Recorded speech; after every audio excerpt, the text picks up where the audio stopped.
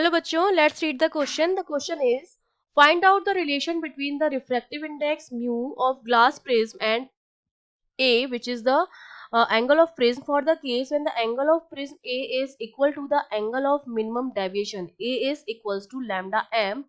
उस केस में हमें क्या करना है, एक तो इन दोनों के बीच में हमें रिलेशन निकालना है म्यू और ए के बीच में, जब मेरा ए जो है वो इक्वल हो मिनिमम डेविएशन के. Hence obtain the value of reflective index for angle of prism A equals to 60 degree. अगर angle of prism A 60 degree है तो एक तो मुझे म्यू की वैल्यू निकालनी है और एक मुझे म्यू ए में क्या निकालना है, रिलेशन भी निकालना है. ठीक है, तो देखिए इस क्वेश्चन को सॉल्व करने के लिए की कॉन्सेप्ट जो रहेगा इस क्वेश्चन को सॉल्व करने के लिए हमारा वो क्या रहेगा. अगर मैं यहाँ पर की कॉन्सेप्ट की बात करती हूँ तो मैं जानती हूँ कि अगर मैं की कॉन्सेप्ट कि अगर मैं प्रिज्म में मिनिमम डेविएशन की बात करती हूँ तो मिनिमम डेविएशन की कंडीशन में क्या होता है, हमारे जो दोनों इंसिडेंस एंगल होते हैं, एक तो एंगल ऑफ इंसिडेंस होता है, एक एंगल ऑफ इमरजेंस होता है, दोनों क्या होते हैं एक दूसरे के बराबर हो जाते हैं. I1 equals to e equals to, इसको हमने मान लिया आई के बराबर हो जाते हैं. ठीक है, और जो दोनों रिफ्रैक्शन एंगल होते हैं R1 इक्वल्स टू R2 वो R के बराबर हो जाते हैं मिनिमम डेविएशन की कंडीशन में. और हम जानते हैं कि जो मेरा ए होता है वो दोनों के क्या होता है, सम के बराबर होता है. दोनों जो रिफ्लेक्शन एंगल होते हैं उनके सम के बराबर होता है एंगल ऑफ प्रिज्म. तो अब क्या हो जाएगा, R1 अगर R2 के बराबर है तो A जो मेरा हो जाएगा वो 2R के बराबर हो जाएगा. इसका मतलब R की वैल्यू जो है वो A/2 है. ठीक है, मिनिमम डेविएशन की कंडीशन में. तो एक तो मुझे ये रिलेशन पता चल गया है मिनिमम डेविएशन की कंडीशन में, और एक मुझे गिवन है कि मेरा जो डेल्टा ए है वो लैम्डा एम के बराबर है. ठीक है, एक रिलेशन मुझे ये पता है और एक रिलेशन मुझे पता है प्रिज्म की कंडीशन से. अगर मैं प्रिज्म का यहाँ पर डायग्राम भी बनाती हूँ, सपोज ये मेरे पास प्रिज्म है इस तरह से. ठीक है, ये कोई रे आ रही है, इंसिडेंस रे है इस तरह से, ये नॉर्मल बन जाएगा यहाँ पर. ठीक है, इस तरह से रफली डायग्राम बना रही हूँ. ये नॉर्मल हो गया, तो ये नॉर्मल के साथ तो एंगल ऑफ आई हो गया. उसके बाद एक तो इसको मैं एक्सटेंड कर देती हूँ इसी तरह से, और एक ये इस तरह से ऐसा हो जाएगा, रिफ्लेक्ट हो गया एंगल. ठीक है, तो ये जो डेविएट हुआ है वो तो लैम्डा हो जाएगा हमारा, और ये जो यहाँ पर आया वो एंगल ऑफ रिफ्लेक्शन हो जाएगा R1. फिर यहाँ से अगर इस नॉर्मल को एक्सटेंड करूँगा और एक नॉर्मल यहाँ पर आएगा आपका. ठीक है, दोनों मैं नॉर्मल को एक्सटेंड कर दूँ तो वो यहाँ पर आके मिलेंगे दोनों नॉर्मल्स. ठीक है, और एंगल ऑफ रिफ्लेक्शन जो इस तरह से बाहर चला जाएगा. तो ये दूसरी बार रिफ्लेक्ट हुआ है तो यहाँ पर तो हो जाएगा एंगल ऑफ I2 जो कि हमें ई के बराबर भी लिख सकते हैं या I2 भी लिख सकते हैं. ठीक है, एंगल ऑफ इमरजेंस हो जाएगा, ये इमरजेंट रे हो गई आपके पास.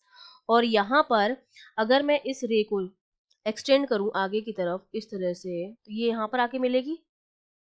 तो यहाँ पर ये जो बनेगा हमारे पास ये वाला, ये मेरे पास क्या हो जाएगा, लैम्डा हो जाएगा. ये तो लैम्डा 1 था, पहली बार डेविएट हुआ था. ये जो हो जाएगा एंगल ऑफ डेविएशन आ जाता है यहाँ पर लैम्डा, एंगल ऑफ डेविएशन इतना वो डेविएट हुई है यहाँ से. ठीक है, तो इस तरह से हम डायग्राम बनाते हैं प्रिज्म का जो हम बनाते हैं, और ये वाला जो होता है वो प्रिज्म एंगल हो जाता है. तो जो रिलेशन बनता है वो हमारे पास आता है a प्लस लैम्डा m जो आता है वो मेरा बराबर आता है, या फिर अगर सिंपली अगर मैं मिनिमम डेविएशन की कंडीशन नहीं भी लिखूं तो मेरे पास जो रिलेशन आता है प्रिज्म का वो मेरे पास कितना आता है, that is equals to a plus lambda equals to I plus E जो कि इमरजेंस एंगल है. तो यहाँ पर अगर लैम्डा मिनिमम लिख सकती हूँ मैं plus lambda minimum, that is equals to दोनों एंगल बराबर हो जाएंगे, आई प्लस आई हो जाएगा 2i के बराबर हो जाएगा. तो यहाँ से मेरे पास आई जो आ जाएगा वो कितना हो जाएगा, a plus lambda m upon 2. ठीक है, तो मेरे पास दो फॉर्मूले आ गए हैं, एक तो आ गया है r का फॉर्मूला ये रहा, और एक आ गया है i का फॉर्मूला. तो मैं r भी निकाल सकती हूँ एंगल r, और एंगल i भी निकाल सकती हूँ, और मुझे निकालना है म्यू. और हम जानते हैं म्यू जो होता है स्नेल्स लॉ से वो हमारे पास कितना होता है, that is equals to sine i upon sine r, क्योंकि रे जो आ रही है वो एयर से आ रही है और एयर के लिए म्यू जो होता है 1 होता है.